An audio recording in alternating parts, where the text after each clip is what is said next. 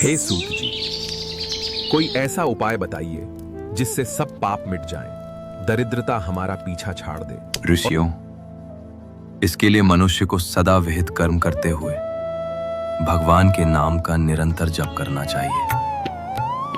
जो व्यक्ति चलते, खाते, सोते, जागते, आंखें बंद और खोलते समय भी भगवान का नाम लेता है, वो समस्त पापों से मुक्त हो जाता है और उसे उत्तम गति प्राप्त होती है।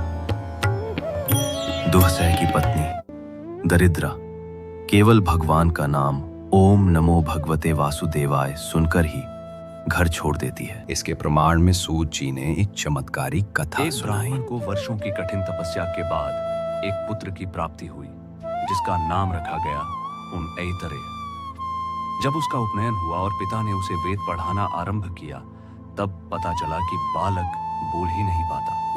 उसकी जीभ केवल एक ही मंत्र उच्चारित कर पाती थी, ओम नमो भगवते वासुदेवाय। पिता ने उसे पढ़ाने का बहुत प्रयास किया, पर हार कर निराश हो गए।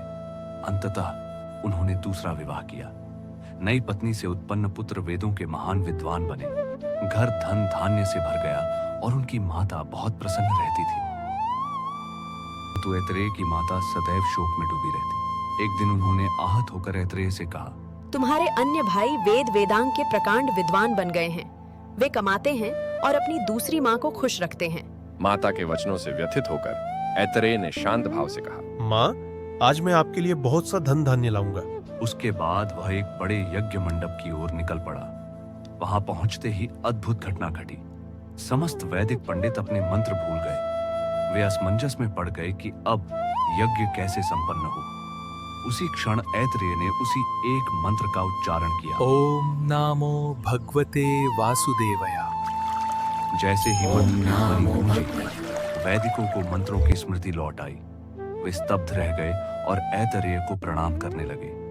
होता उद्गाता जैसे ऋषियों ने उसकी स्तुति की। यज्ञ की पूर्णाहुति के बाद स्वर्ण, रत्न और वैभव से उसका सम्मान किया गया।